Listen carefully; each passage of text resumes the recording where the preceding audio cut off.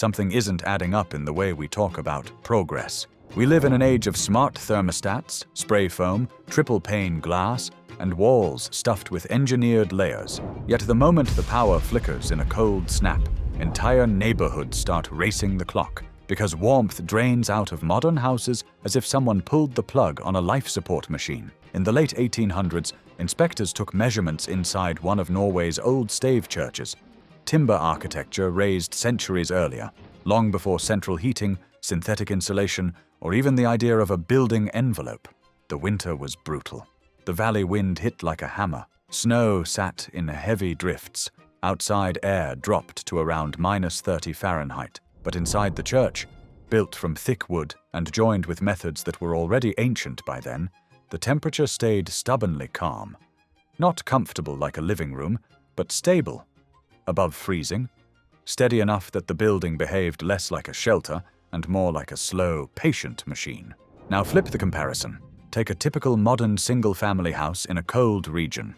Heat it to room temperature, then remove the heat source during a freezing night. Within hours, the indoor air collapses toward the outdoor temperature. Plumbing becomes the first casualty, then walls, then everything that depends on liquid water staying liquid. The house doesn't just get chilly, it fails. So how did wooden structures in Scandinavia survive winters that routinely punish modern construction? The answer isn't one magic trick. It's a system, 3 principles that old builders treated as obvious, but contemporary building habits often treat as optional: mass that can store warmth, airtight construction that prevents invisible heat theft, and a heating method designed to charge the building like a battery rather than constantly chase losses.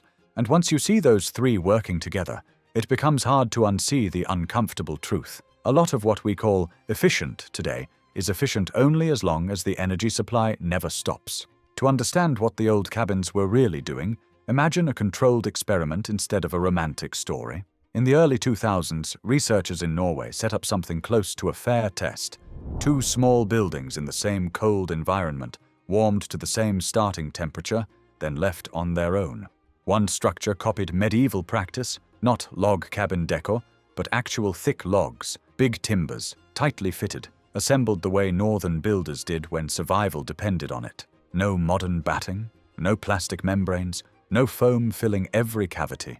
Just wood, joinery, and the kind of slow craftsmanship that assumes winter is the enemy you will meet every year. The other structure reflected modern high-performance standards on paper. Insulated assemblies, vapor management, high-spec windows, the kind of building that earns approving nods in an energy efficiency checklist. Both were brought up to a comfortable indoor temperature.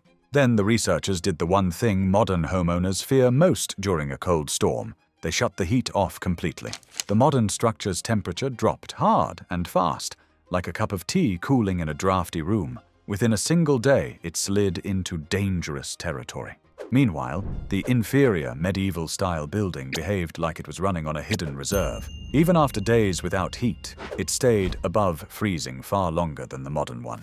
At first glance, it sounds like it shouldn't happen.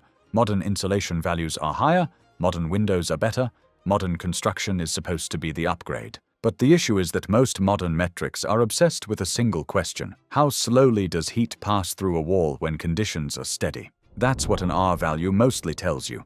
It's useful until the moment conditions aren't steady, like during a blackout, fuel shortage, furnace failure, or a storm that knocks out a whole region. Old Scandinavian builders weren't designing for steady-state comfort, they were designing for resilience. How long a home stays livable when the weather is violent and the fire dies down? That difference changes everything. Here's the missing concept. Modern construction often underestimates thermal mass. Not insulation, not gadgetry. Mass.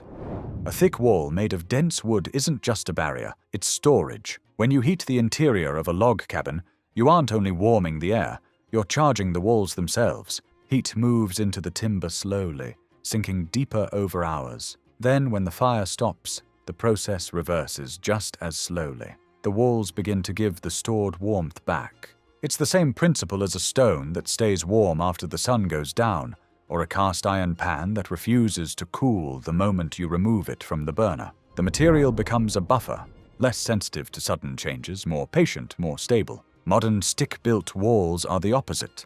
They're light, thin layers, hollow cavities, a little drywall, a little insulation, a membrane, and cladding that's mostly there for rain, not heat. The insulation slows heat loss, but the wall itself doesn't hold much energy. So when heat input stops, the only warmth inside is the air, an incredibly fragile form of storage. Air cools fast, and air escapes. Scandinavian builders instinctively favored timber that made this storage effect stronger. Northern trees grow slowly. The rings are tighter.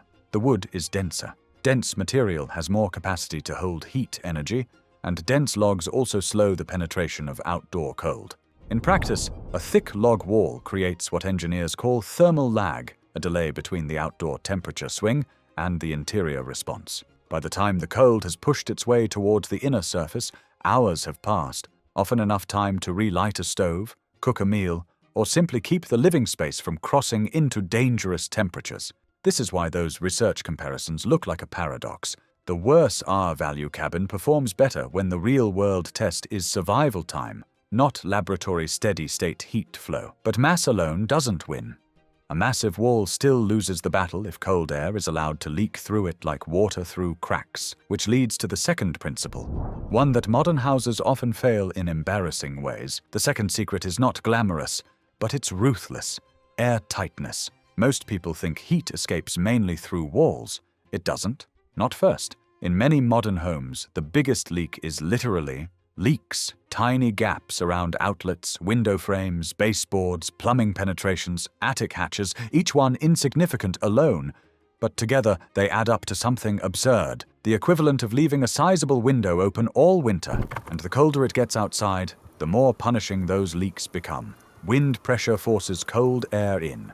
Stack effect pulls warm air up and out. Your heating system isn't battling winter so much as it's battling 1,000 invisible straws sucking warmth out of the building every minute. Here's the twist. Those medieval log cabins, built without tapes, wraps, or factory-made gaskets, were often tighter than modern suburban construction. How?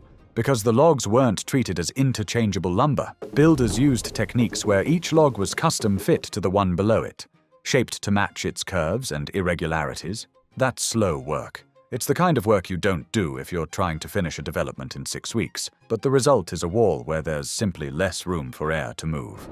Then came the ceiling layer, chinking, but not the cartoon version. In parts of Scandinavia, builders packed gaps with materials that behaved like living gaskets, moss gathered from bogs, dried, compressed, and stuffed into every seam. Moss expands into tiny voids. It responds to moisture. It fills what the eye can't see. Over that, a clay mixture reinforced with animal hair hardened into a durable seal without becoming brittle. The hair worked like reinforcement, helping prevent cracking as the wall shifted through seasons. The genius here is that the system could breathe without drafting. Moisture vapor could migrate out, but cold wind couldn't blast through. That balance matters in cold climates, where trapped moisture can rot timber from the inside while the outside surface looks fine. When modern researchers test old cabins that were built this way, the results can be uncomfortable. A structure assembled with axes, wooden pegs, and bog moss can sometimes rival the airtightness targets that today require specialized membranes and careful labor. Which means the problem isn't that airtightness is impossible now, it's that we stopped treating it as sacred. And once a building is both massive and tight, the third principle suddenly becomes devastatingly effective. The third principle is where most people misunderstand old heating. They imagine a roaring open fireplace in the middle of the room, but an open fireplace is often a heat thief wearing the mask of comfort. Open flames draw air. That air has to come from somewhere, which means the fireplace pulls warm indoor air toward itself and sends it up the chimney. In many conditions, it creates negative pressure that drags cold air into the house through every crack, sometimes making the building colder even while the fire looks impressive. Scandinavians learned to do something far smarter: burn hot, burn fast, and store the heat in mass. Instead of relying on a constant flame all day, they used heavy stoves and masonry heaters, soapstone and brick systems built like giants inside the home. The fire would roar intensely for a short period, producing clean, efficient combustion. But the exhaust didn't shoot straight out. It was forced through internal channels, winding through the stone or brick like a maze. The hot gases surrendered their energy to the masonry, before they ever reached the chimney. By the time smoke finally left the building, it carried far less usable heat with it. The heater itself became a charged thermal reservoir, radiating warmth gently for half a day or more. Not hot blasts of air, but steady radiant energy that warmed bodies, furniture, and the room's surfaces. This matters because radiant heat changes human comfort. If you're near a warm masonry surface, the air temperature can be lower and you still feel comfortable. Your body is exchanging heat with the environment in a different way. Modern forced air systems often have to keep air hotter to achieve the same comfort level, and hot air is the easiest thing to lose through leakage. In cold trials of reconstructed traditional rooms, a single intense burn could keep an interior livable long after the fire was gone. The building wasn't depending on constant fuel input. It was depending on stored energy in the walls, the stove, and even the furnishings that had absorbed warmth. Once you combine that with airtight construction and thick timber, you get a house that behaves less like a tent and more like a thermos with a battery inside. And the Scandinavian builders didn't stop at walls and stoves. The interior layout itself was engineered for survival. Modern architecture loves one idea more than it admits: space. Big rooms, open plans, high ceilings, cathedral volumes that look stunning on a listing photo. In a deep winter climate, those choices can be a quiet disaster. Warm air rises. In a tall open space, the warmest air collects where people don't live, near the ceiling, while the floor becomes a cold sink that punishes your feet. You end up heating a huge volume of air just to keep a small human zone comfortable. Traditional Scandinavian cabins didn't do that. Ceilings were often low, rooms were compact, doors existed for a reason. Space was divided into zones, not because people lacked imagination, but because they understood the physics of heat with their bones. The main room, the one used for cooking, work, and daily life, was treated like the heart. Bedrooms didn't need to be warm like the hearth room, they needed to be survivable, and then you handled comfort with wool, furs, thick bedding, and the simple reality that sleep doesn't require the same temperature as sitting still awake. This zoning strategy slashed fuel demands. It also increased resilience. If the heat source faltered, you didn't lose the entire house at once. You retreated to the warm core. You closed doors, you managed risk. Then there's the ground. Many modern homes in cold regions sit on slabs or foundations that can become massive thermal bridges if not detailed perfectly. Concrete and soil will happily accept your indoor heat and carry it away. Even when insulation is present, poor continuity creates pathways for heat to bleed into the earth. Older cabins avoided direct contact between the wooden structure and wet ground. Many were raised on stone supports or piers, lifting the floor system above the soil. That created an air gap. A primitive but effective buffer. Floors were thick, sometimes layered, sometimes packed with insulating natural material between boards. The goal was the same as everywhere else: prevent warmth from being siphoned off into the landscape. When you stack all these decisions together, massive walls, tight seams, stored radiant heat, compact zoning, and broken thermal bridges, you start to see why so many cabins built centuries ago are still standing. Not as museum pieces, but as functioning shelters. Which makes the next question unavoidable. If the old system worked so well, why did we abandon it? The shift wasn't because people proved the old methods wrong, it was because the world changed its priorities. First came speed. Hand-fitting logs takes time. Tight joinery takes skill. Building a structure that behaves like a thermal battery demands patience. Exactly what post-war housing booms didn't have. Entire countries needed homes quickly, and fast construction rewarded systems that could be assembled by crews with minimal specialized training. Then came cost.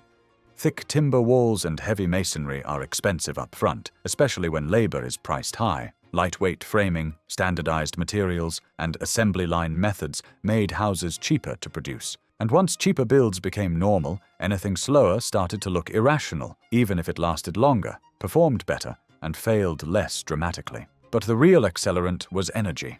For decades, fuel was cheap enough that inefficiency didn't feel like a threat. If a house leaked heat, you just burned more. If you wanted large rooms and tall ceilings, you paid for the comfort with oil, gas, electricity, whatever the grid could provide. Buildings stopped being designed as resilient systems and started being designed as consumer products that assume constant external support.